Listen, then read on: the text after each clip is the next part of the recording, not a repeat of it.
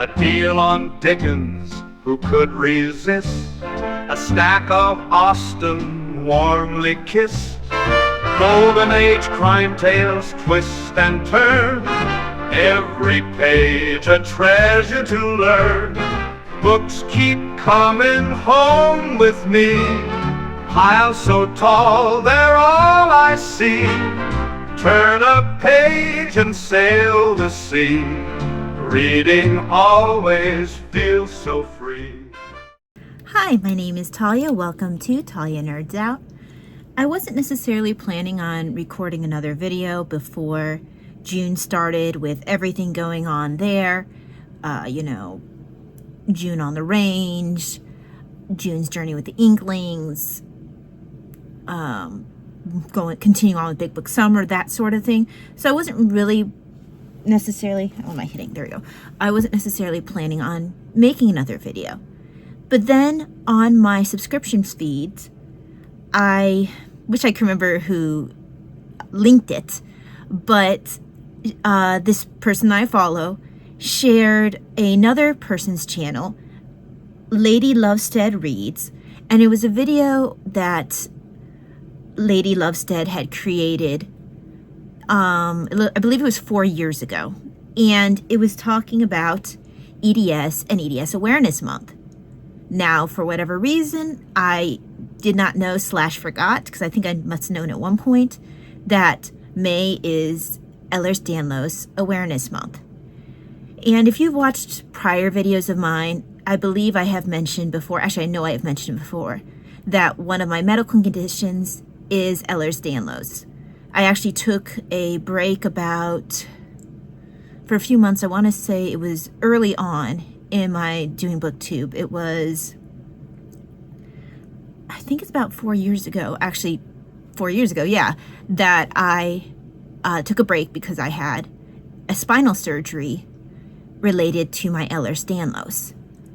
So when Lady Lovestead went through her video, she recommended some books related to Ehlers-Danlos, but the one that I have been reading and that I'm going to share today was not one that showed up for her. It was on the Goodreads list that she linked for Ehlers-Danlos books, but I don't know if that list has been updated since she released that video. I'm actually not sure when. This book is a 2020 book, so it was fairly new when she would have done that video, she did it in May, so this book had not been out too terribly long, depending on when in 2020 it had been released. And it doesn't say exactly when 2020 was released. But, so if you remember from last year when I tried to do this for Big Book Summer, I didn't finish it, but this is Disjointed, Navigating the Diagnosis and Management of Hypermobile Ehlers-Danlos Syndrome and Hypermobility Spectrum Disorders. Now, this is edited by Diana Joven. What's nice about this is it includes a chapter by someone of a different kind of several different kinds of specialties, because Ehlers-Danlos is complex and can involve multiple systems of the body. And the book itself is over 600 pages long, 688 pages to be exact.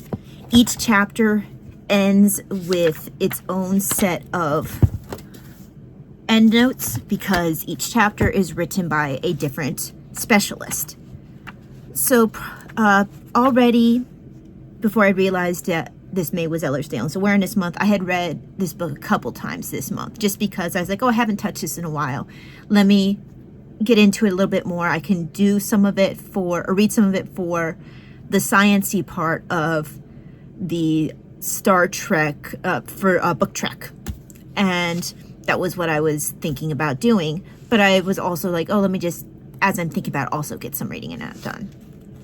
But yeah, so I have only gotten to about page, I just finished page 145. And that takes me to, let's see. Oops, too far. So I'm in the section on dysautonomia.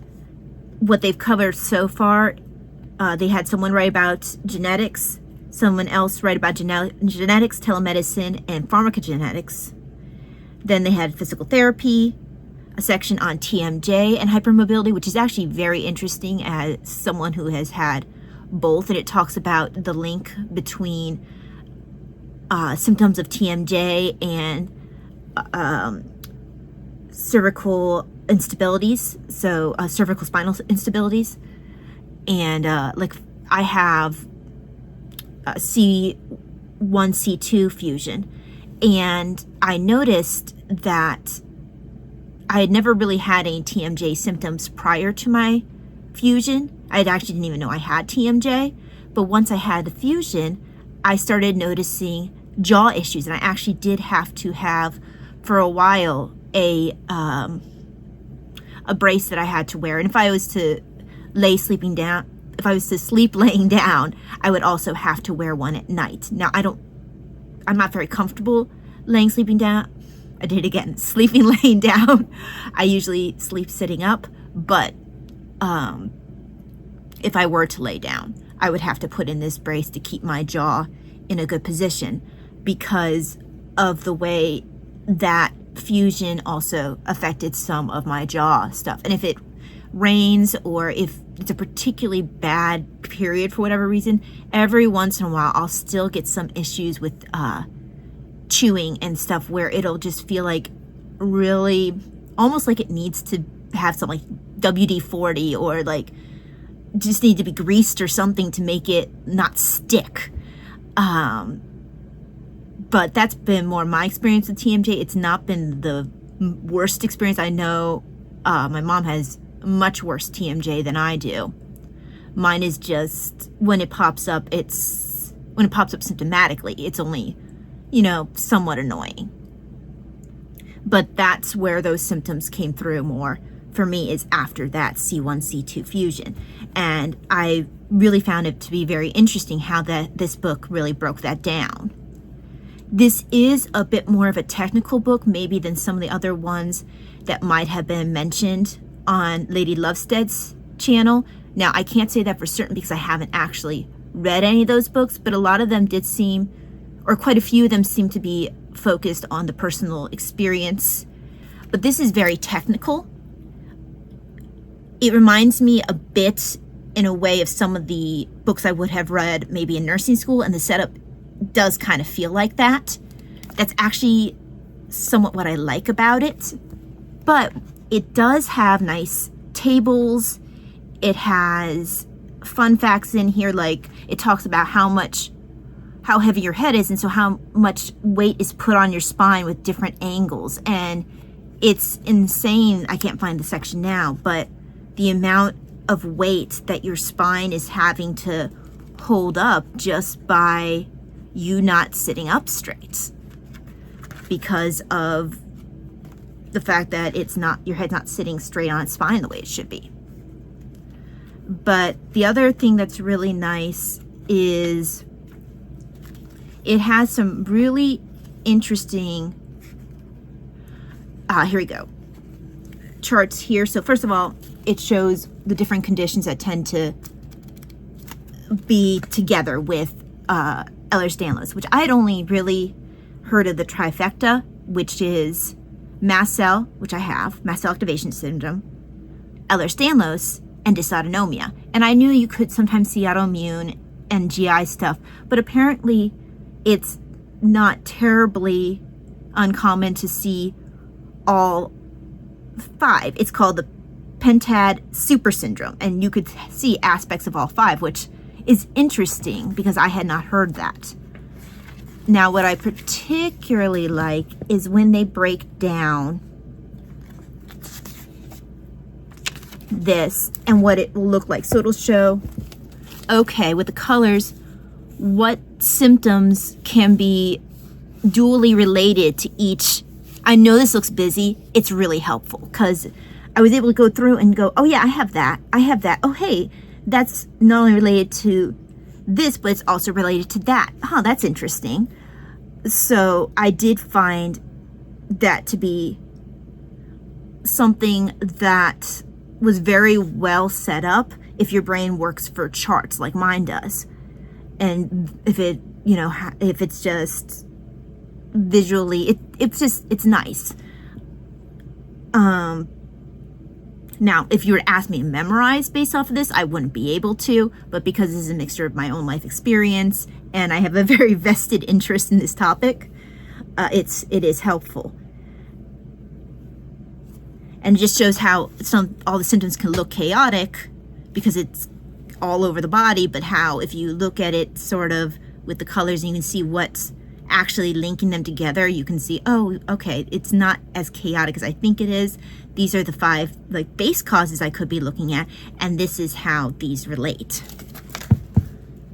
It also gives me something I can kind of track if I see something show up and be like, oh, okay, hang on, where can I have this lay in? There's another one that's similar to that. There's a little bit less of the balloon chart and more of a different setup, which might be work for someone else's brain. I like this one as well because it also breaks it down into even more detail. Okay, if you have migraines, TMJ, what might you be looking at? If you're looking at temperature fluctuations. So it goes through and breaks it down. I think I found that I had definitively, yeah, actually, I don't have one of them checked off now because it's not currently an issue anymore, but definitively I have had something from each of these sections that I could check off at least one thing. The insomnia isn't an issue anymore, but I had to start taking medicine to help with that. And, but all these other things here, yeah, I've had one symptom or other under either skin, systemic, extremities, GI, abdominal, vision, sleep, mind, head, chest. So all that. So that's very nice if you're just trying to, if you're someone who also has had to kind of justify to yourself, like, no, I actually have something going on. Because that's something that is actually not uncommon. I don't think for people to feel like second guessing themselves, either because they don't get diagnosed right away, because these are symptoms, these are conditions that are underdiagnosed. If not, it's like some of them are rare and some of them are just underdiagnosed. And I think we're still trying to figure out where these conditions lie in that. I think that they've determined that Ehlers-Danlos might be more in the direction of underdiagnosed, just like dysautonomia is likely underdiagnosed. I'm not sure if they've quite figured that out with mast cell yet. But another thing I liked here is it showed a nice chart of the parasympathetic and sympathetic. And it breaks it down like, okay, these are the nerves that they feed into. So since I've had 2 different spinal surgeries, I could look there and go, oh, these are the things I had an issue with. Oh, that makes sense why I needed this fuse, or why my tether cord syndrome affected these systems. It makes sense. It lines up. And for me, understanding has always been a huge part of coping. So I'm really looking forward to continuing through this book. I've just started the section on dysautonomia, which is probably thus far the longest section that they've had. But the book is, now this isn't on the book normally. I got, I think with my last order of Normalites, a sticker for dysautonomia. So either that or it came with my dysautonomia pillow that my dad got me for Christmas. So it came with one of those 2 things. But yeah, if you like the more, if you like something that's a little bit more blunt, just the facts, sciencey kind of thing, I think that this is a very good examination of Ehlers-Danlos. At least thus far, I've really been enjoying it. Now, I just wanted to hit, because it is an awareness month, a little bit of my own experience. I have mentioned this in a previous video, I think probably about a year ago, but I didn't know at the time that, I don't think I knew at the time that it was around the time of Ehlers-Danlos awareness. Now, I got diagnosed fairly late. Now, I don't think that's terribly unusual for someone in my age group, simply because I think that there's still providers who are really starting to understand what Ehlers-Danlos is. So people are not maybe let's try that again. So people might not have been as likely to have been diagnosed younger, simply because the doctors wouldn't have known what they were looking at. So when I turned 30 and I seemed to have everything fall apart, I never knew that I had something like Ehlers-Danlos going on as well. I thought I just had like something going on with my heart. And the dysautonomia, the POTS, was diagnosed first because of the tachycardia. And then they found the other things. Ehlers-Danlos was the second thing I got diagnosed, because I walked in to my specialist appointment and he looked at me, he's like, oh yeah, you have Ehlers-Danlos. He could tell just by the fact that I'm more flexible, that kind of thing. He went through the checklist, but he didn't really have any questions about it. It wasn't until a couple years later, though, that I was fully convinced that I had Ehlers-Danlos, because I was like, well, it's not like I'm dislocating things all the time. And I would come up with these excuses in my head, like why I didn't have Ehlers-Danlos, because it wasn't that bad, until I needed my first spinal surgery. And I was like, oh, okay, so I guess it is that bad, and I need a spinal fusion. But up until that point, I didn't think it was that bad. And then 2 years later, I ended up needing a tethered cord release syndrome. Tethered cord release for my tethered cord syndrome. But yeah, so the Ehlers-Danlos, I think, also was the condition that showed itself earliest. In looking back, like if they had the knowledge about Ehlers-Danlos at the time, I could have been diagnosed as a young child with Ehlers-Danlos, because I used to. I would had to have been between the ages of 5 and 10. So I'm going to say about 6, 7 is when I remember this happening. But I mean, it could have been on either end when I first started having that happen. Anyway, between that 5 to 10, actually between the 5 and 9 range. But I would be sitting in the car, and then my knee would lock and I wouldn't be able to move it. It was terrifying. It was painful. And my mom would have to kind of like move the knee around until I could feel it pop, and then I would be able to move it again. And they could never, she took me to see some of the therapists there, and they took a look at me, and they couldn't see anything. You know, when they did like your typical reflexes tests, they didn't see anything wrong. So nothing was really ever done about it. And for a long time, I just hated, I wouldn't sit with my, if I felt my knee at all doing anything weird, I would quickly, straighten up my leg. The last time I remember it happening was actually my freshman year of college. And then it eased up for a spell. But the other thing that used to happen a lot is my ankles would go out and I would fall. I would be walking, ankle would flip, I would fall over. And last time that happened was my first year as a nurse, walking down the hall.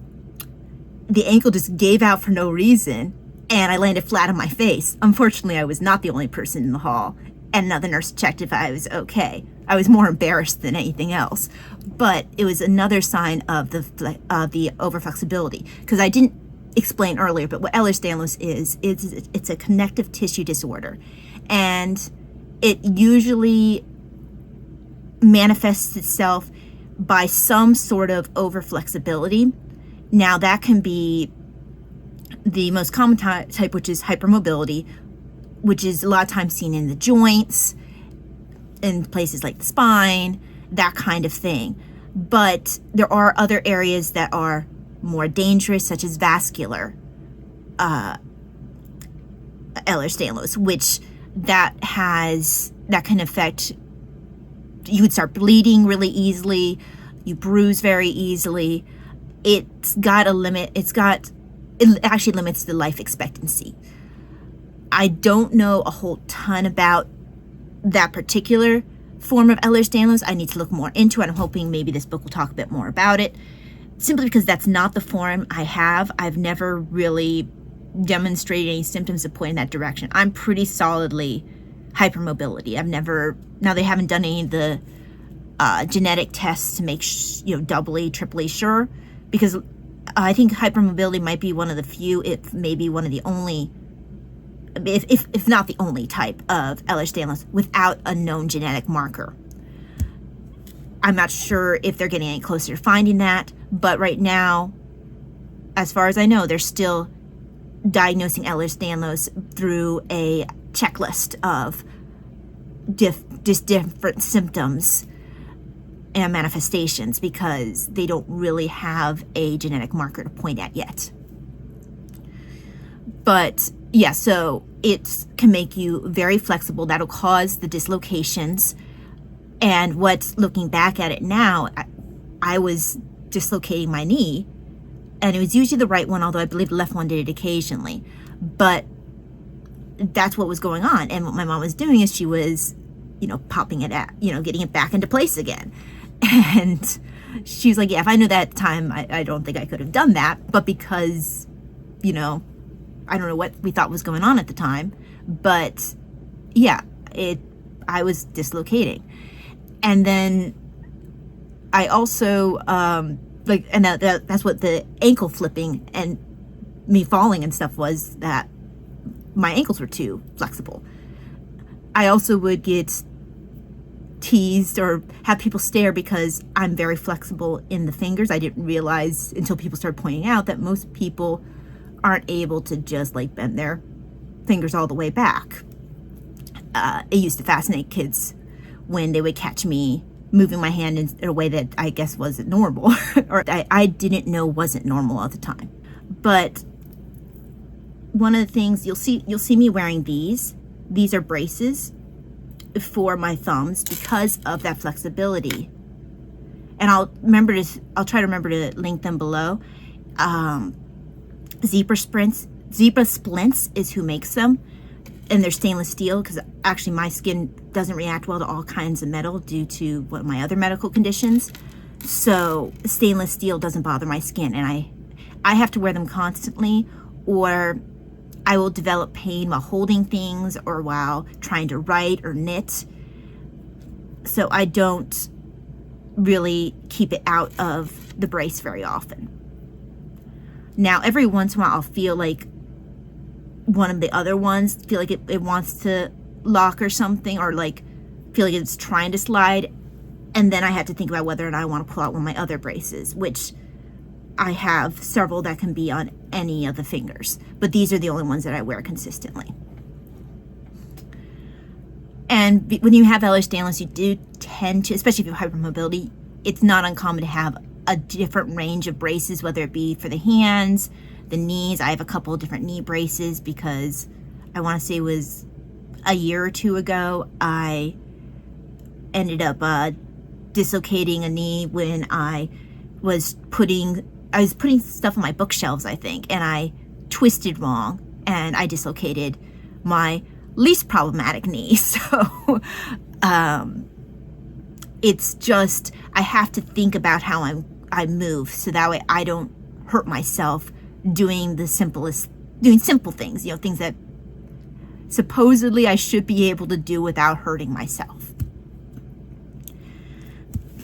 And so, yeah, my experience with Ehlers-Danlos, because first of all, it didn't get diagnosed early, so I went through 30 years of my life thinking that I really didn't have anything wrong with me. Okay, yes, I was overly flexible, but I thought that I was just, double jointed, and didn't think that was a big issue.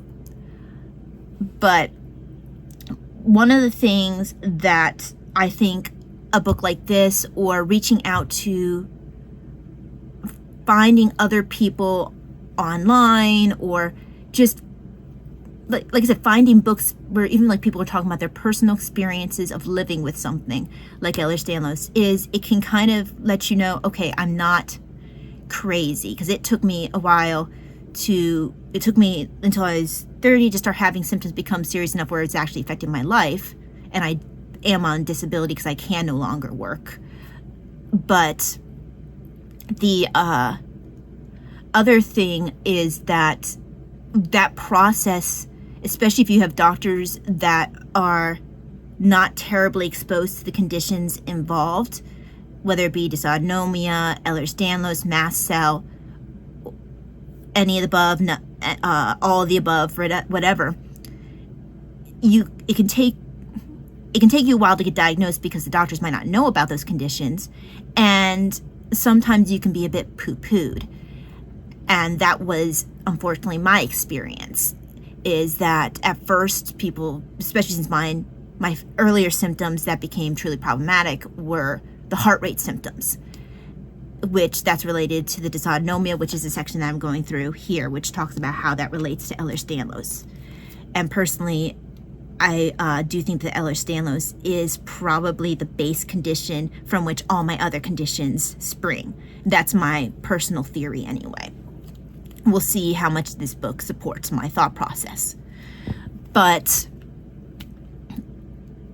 because it took a while, I kept having to like prove to myself that no, this is actually serious enough. So like I didn't believe that I even really had Ehlers-Danlos until I needed my first surgery, because I was like, oh, it's not that serious. Other people have it really bad. I must not really have Ehlers-Danlos. And so when I needed my surgery back here, my fusion surgery, in order to, stop nearly fainting, which is called pre-syncope. If you fully faint, that's a syncopal episode. But that until that point, I didn't think the Ehlers-Danlos was that serious. And now I have been having more Ehlers-Danlos symptoms through the years, just sort of accruing with the stuff with the hands, the knees becoming even more an issue than they used to be. I was informed by my doctor, your body's not going to feel better as time goes on. You're just probably going to become more uncomfortable. Knowing that, okay, I can deal with that. I know what to expect generally. But expectation, for me, knowing what to expect is half the battle. But even though I knew I had Ehlers-Danlos after the first surgery, with the second surgery, I still had to convince myself, well, maybe I don't really have a tether cord. I'm not showing X, Y, and Z symptoms, so I must not actually have it, even though, I'm having a lot of trouble walking at that point. And at some points I was even having trouble, like, picking up my feet to walk. It was like a kind of shuffle swing of my legs, and at some points I couldn't lift it. It was painful to walk. But because I was like, well, it doesn't necessarily look like it completely. Maybe it's all in my head. Maybe, because I got myself into this place where I had convinced myself that, well, it was partially at the beginning of process of the diagnosis, the kind of like, are you sure you're not just anxious thing that I was told early on, because they couldn't find anything, that it kind of got stuck back here in my head, like, well, maybe I'm just sort of being a hypochondriac. And having a book like this at that time would have been nice, because then I could have flipped through at the section where it shows the nervous system, the sympathetic and parasympathetic, and seen like, oh, okay, I'm also showing these other symptoms which are related to the spinal cord. Oh, so these other symptoms, which maybe aren't your typical obvious ones that everyone points to, they still point at something going on with the spinal cord. Okay, I do have something going on here.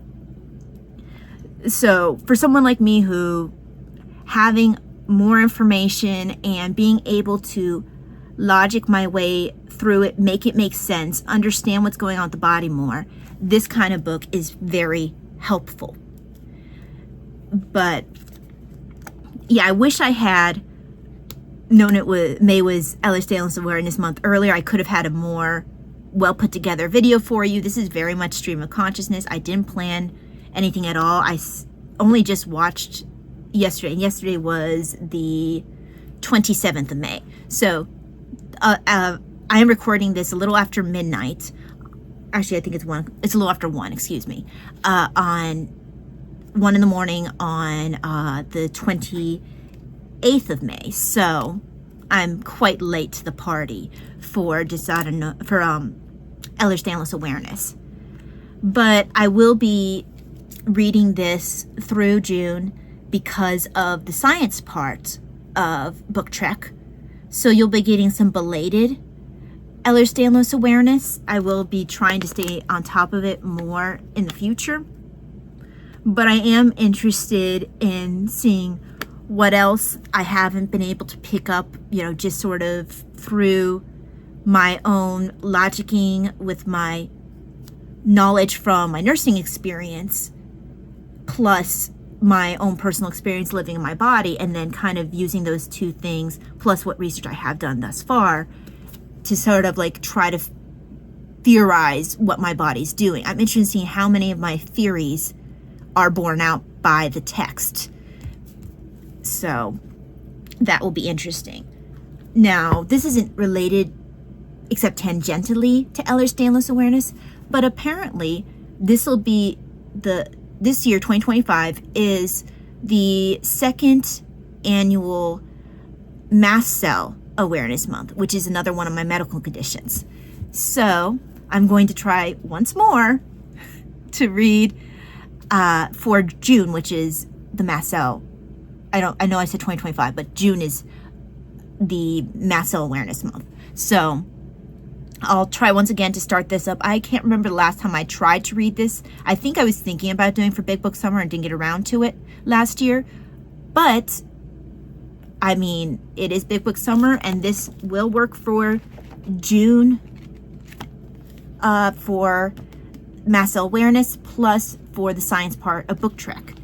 And I'm hoping that this time around I'll actually make it all the way through. I'm not sure if I'll, wait to start this until this one's done. They are slightly different. This one, while it is still written by a doctor, particularly one who's been, from what I understand, at the forefront of mast cell studies, and this book is also a fairly new book. This was put out in 2016, and at the time even he said that there wasn't a whole lot really out there about mast cell.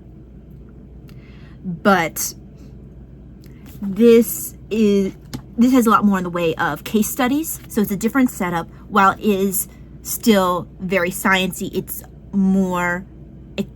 got the mixture of case study, so you got the personal element, you've also got the lab element, and then him talking about how he went through the process of trying different medications and how that helped him figure out more of what was going on.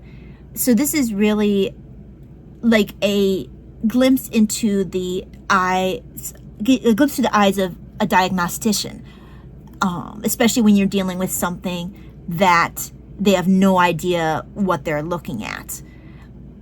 So that's something that is a bit more unique about this book in comparison to this one. It actually, to some extent, makes me think a little bit of the way Dr. Oliver Sacks wrote his books, insofar as he does it through case studies. Now, I think that Dr. Oliver Sacks' books are a little bit easier of a read.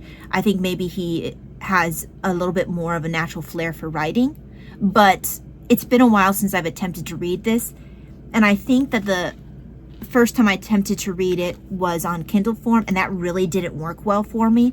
I think that reading it in a physical paperback will just work better for my brain. I can write on the book.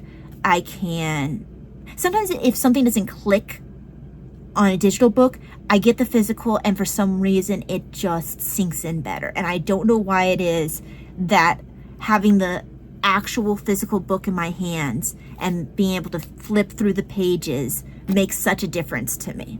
I don't know. It's a tactile thing for whatever reason.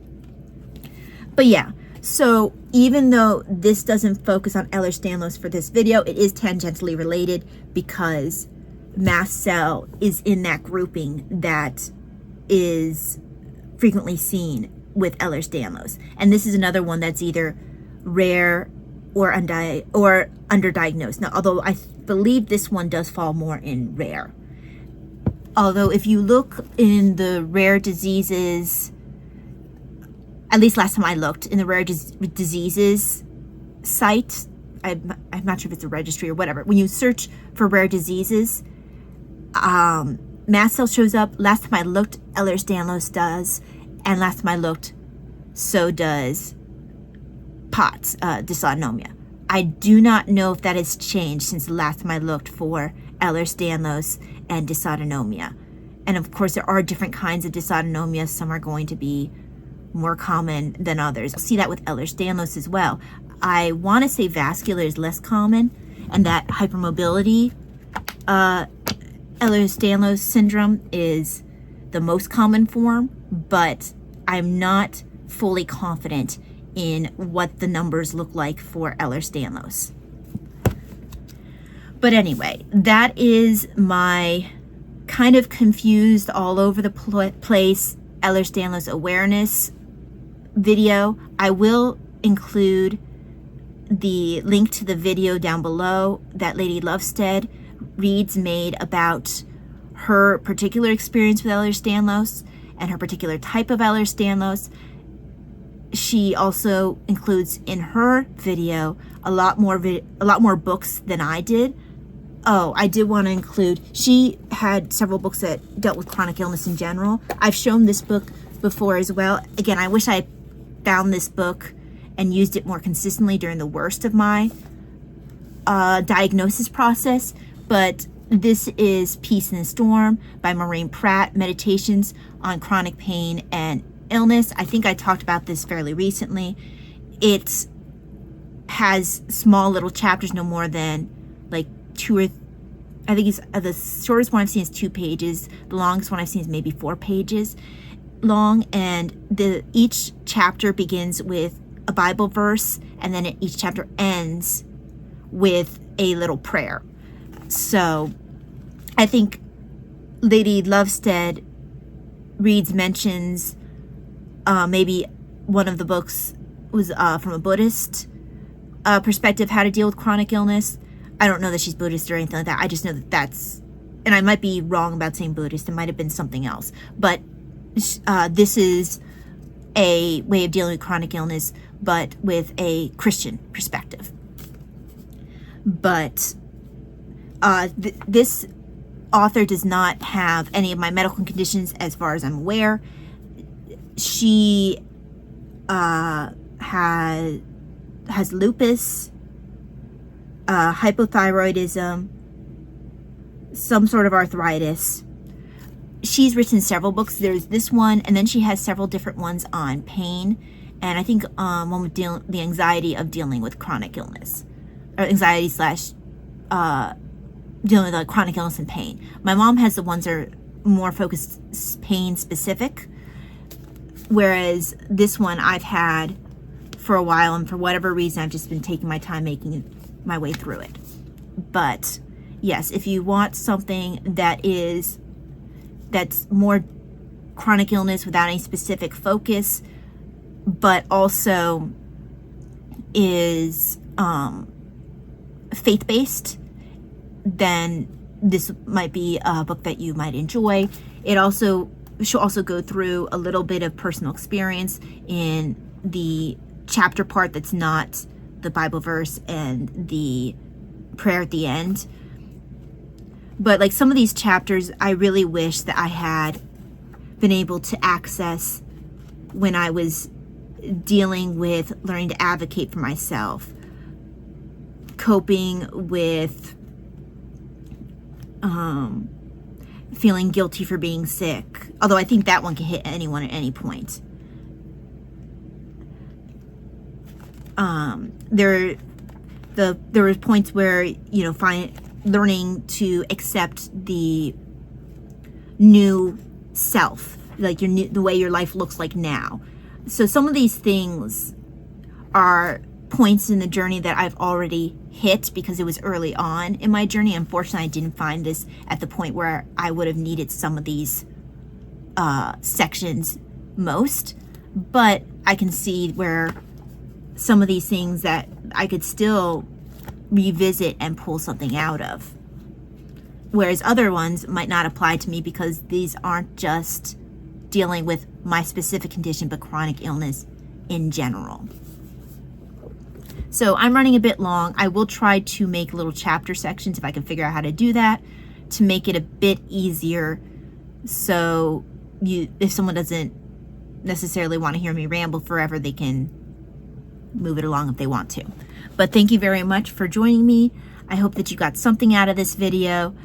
I will probably be, I don't know, maybe I'll be talking a bit more about mast cell next month since it is Mast Cell Awareness Month. Then I'll have to make sure I read a little bit more up on it, because that is probably even less than Ehlers Danlos. Even more than Ehlers Danlos, I know much less about mast cell. I don't know if that makes sense. Anyway, I'm going to claim brain fog.